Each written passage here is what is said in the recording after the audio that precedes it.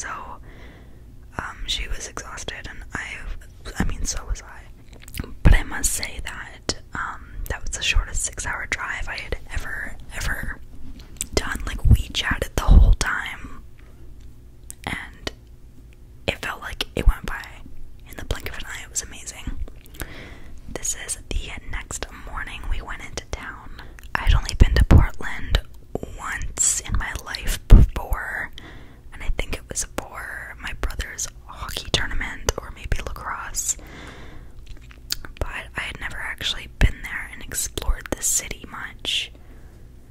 So our first stop was Powell's City of Books, which I am repping the hoodie because what an amazing place. As you can see from this map, it had multiple floors and multiple rooms. They were all color-coded, and there was a map. It was a bookstore with a map. So you can imagine how crazy it was. It was actually quite stressful and anxiety-inducing at times. There were just so many people, and it was so loud. And we went like right when it opened too. It's just such a touristy spot, but it was 100% worth it. And yeah, this was the rare book room that we went into, which was really, really cool. I don't know if I've ever been into a rare book room before. We just kind of looked at all of the titles I didn't recognize a lot, like maybe some collections of like Robert Browning and, you know, some of the classics, but I really didn't recognize much. This is The Cat in the Hat by Dr. Seuss, of course, from 1957, and if you wanted to buy it, it was $125 American. Then we got hungry because we didn't eat breakfast, so we went to the little cafe that they had in there. Got some coffees, got some overnight oats, which were amazing. I loved mine. After a few more hours of browsing, we went and sat by the front window and sifted through the piles of books that we had picked out. It was hard to narrow it down. If you're interested in a book haul, because I did buy quite a few books, I got you. Just tell me, say the word. One person say the word and I'll do it, I promise. And then we went to Whole Foods. This was both of our first times in Whole Foods. She had to get allergy medication and I got a kombucha. And then we passed this sign that said Halsey Street, which we both just about died. It seemed so perfect. And we got ready for the concert pretty early because we ended up going to a dinner with some of Maria's family that lived in the area, which was really nice. She hadn't seen them for over 5 years due to COVID and just the fact that they live in different countries. And on the way to dinner, it started pouring rain, and we were headed to an outdoor venue, so we were getting a little bit nervous that, you know, it wasn't going to clear up in time for the concert. For some reason, we had both pictured this weekend being hot and sunny, so when we saw that the forecast was rain, it kind of messed us up. But after dinner, we made it to the venue. We were so pumped, but also so nervous. And to our surprise, and the weatherman's surprise, it actually cleared up for us. And it turned out to be a gorgeous night. And that was at the stage. The venue, I believe, was the RV Amphitheater, I want to say. If I got that wrong, I'll correct myself on the screen. But it actually wasn't in Portland. It was located in Ridgefield, Washington, which is just north of Vancouver, Washington. And it was just an amazing venue, one of my favorites that I've been to. These were our seats. We ended up being undercover, so it was fine. This. Do y'all know what Liquid Death is? Have you guys heard of Liquid Death? Because I have not heard of Liquid Death. And when we went up to one of the like vendors to get water for the show, all we saw was alcohol. So Maria was like, "Do you guys have water?" And she's like, "We have Liquid Death." And I was like, "Oh my god, these people are trying to get us drunk."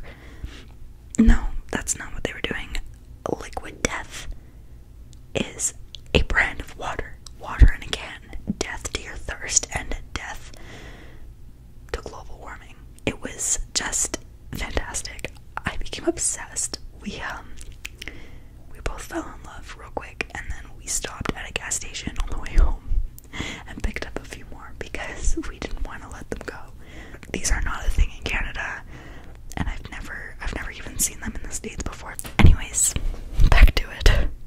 This was the first opener. Her name was Abby Roberts. She revealed to the audience that this was like one of her first big shows, and she did really well. She was really cute, actually.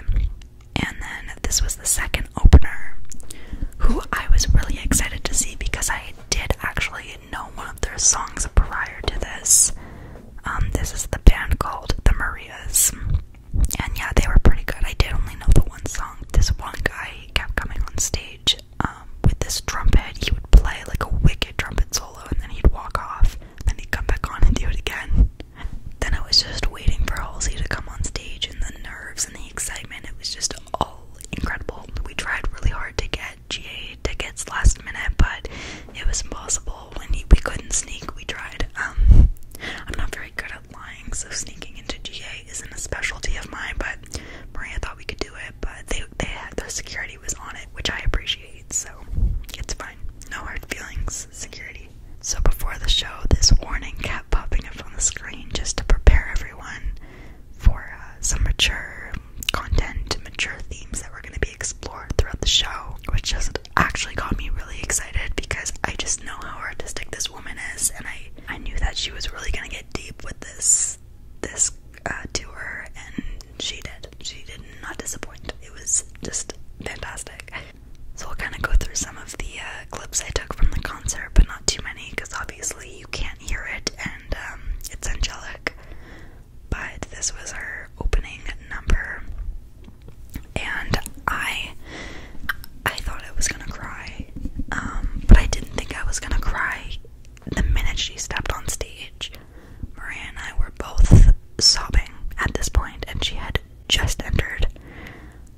It was actually quite incredible, the emotion I felt. I was nervous I wasn't actually gonna feel any of it. I've just been kind of slumpy when it comes to concerts recently. They used to be like my pride and joy, and the last one that I went to was just a little bit underwhelming, so I was nervous that I just wasn't gonna feel it, but oh, I felt it right away. So about 2 or 3 songs into the show, a couple people in our row arrived late, so they came in through the audience, and it was pretty squishy, so we like had to back off so that they could, walk through. Everyone was standing, so it wasn't a big deal, but I totally forgot that I had my tote bag that I had bought at the merch stand with my rain jacket and the hoodie that I had bought from the merch stand on the floor. And basically, as the people were walking through, they had knocked over someone's drink that was sitting on the ground, and it spilled all over the ground, and then they kicked my tote bag into the spill. And once they walked by, Maria quickly bent down and picked it up and just put it back where it was. And then I had the realization oh my god, there's a massive spill on the ground. I bet that just got all over my stuff. So I picked it up, I put it on the chair behind me because I wasn't gonna sit. I was not planning on sitting through this concert. Accurate to my suspicion, it had stains all along the bottom of the tote bag, and I knew that my hoodie was sitting along the bottom. So let me just put this in a perspective for you. I am a broke student who is taking a little bit of a trip when she probably shouldn't be, paying for a concert that was totally worth it but expensive, and buying extremely expensive merch in American, which means it's a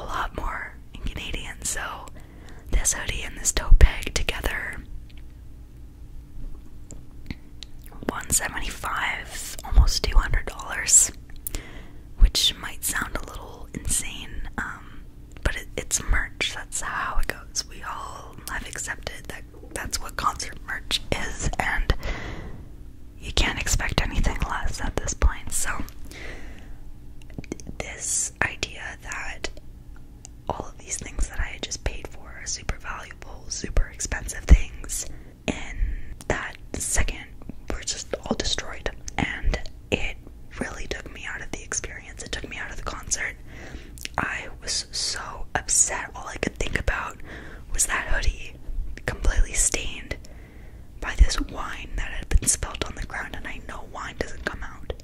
So I was just so upset, and the way that my anxiety works is that I hyperfixate and intrusive thoughts.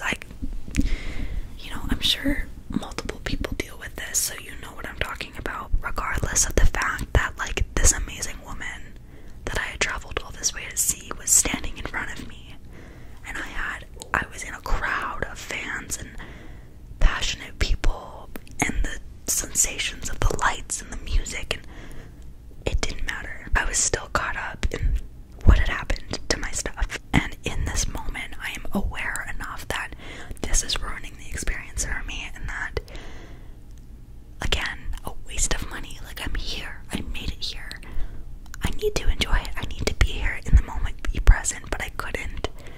So anyways, I just knew that I wasn't going to be able to get myself out of this slump, and was trying my best to just enjoy the concert and ignore it, but it doesn't work like that. So I knew that I needed something else to get me out of it, and the thought crossed my mind to, like, tap Marie on the shoulder and be like, hey, this is what happened, and because I knew she would make me feel better. But I look over at her and she's just bawling her eyes out, singing her heart out.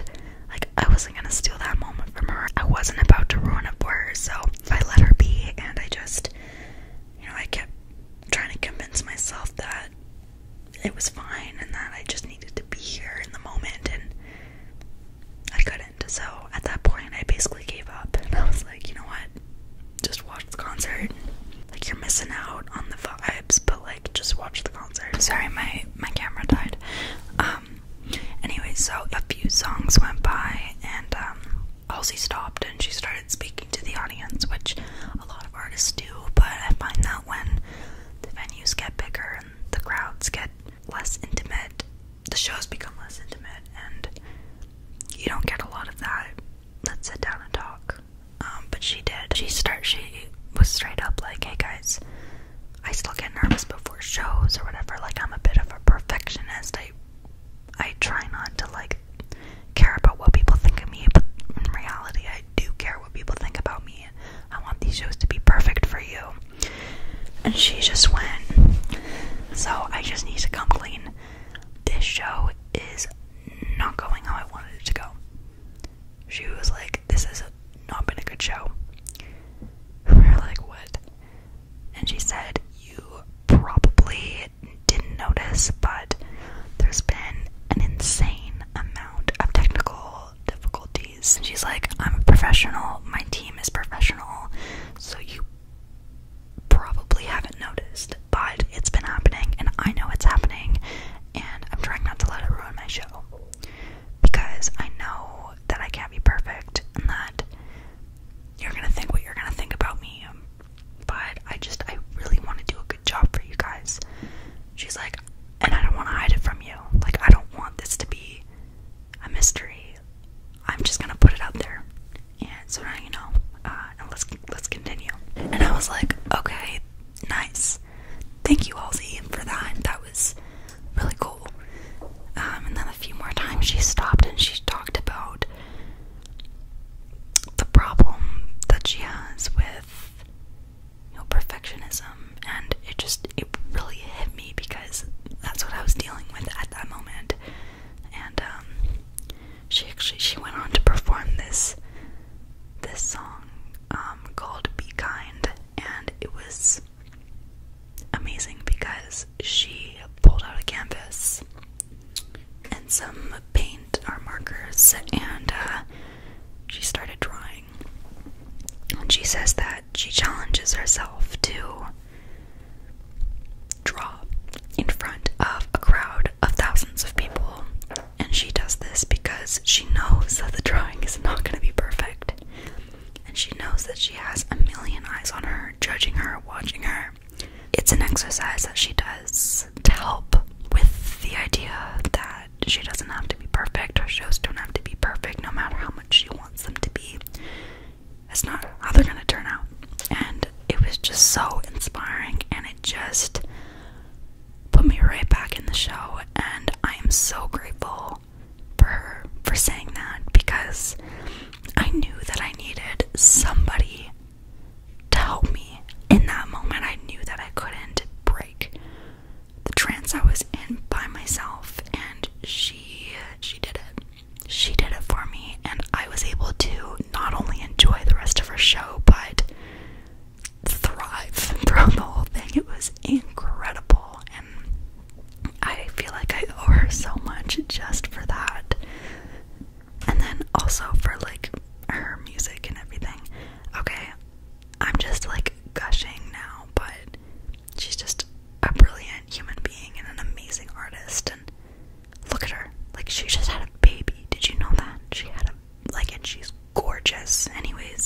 it's really interesting when you learn that people that you idolize go through the same things as you, and look how successful they are. Like, if they can persevere, so can you. This performance in particular, look at this lighting. This was mesmerizing, just beautiful. I'm just obsessed with her work. And yeah, by the end, Maria and I were well, Maria was bawling the whole time, like she was in a puddle of tears the entire show. I came in and out, obviously, but by the end, I was just so grateful, and it just gives you a whole new perspective. It was just the best concert I'd ever been to, so needless to say, it was worth the drive. So when the concert finished, I pulled my hoodie out of my tote bag, and I saw how it was stained. It wasn't a lot, but it was right on the front, so I really wanted to try to get that stain out. We gave it a sniff, and what I thought was red wine was actually rosé mixed with something else. So we knew that it could come out if we found the right tools. So we went to multiple gas stations after the show to try to find a Tide to Go stick, which we ended up finding, thank God. But that adventure all happened after the hour-long lineup to get out of the venue's parking lot. It was a long night, but I ended up finding the Tide to Go stick, and I used most of it to just scrub the fabric as much as I could. And I couldn't tell, like, that night because it gets wet, so it doesn't look any different. But I was just praying that the stain was gonna come out. And the next morning, it was gone. I was just so grateful that I was able to snap out of the depressive state I was in, because if I would have missed out on the most amazing concert I've ever been to because of a stain that came out,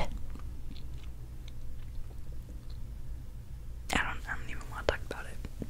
And then we began our excursion home. I ended up driving the full 6 hours home because she did it on the way there, and it was only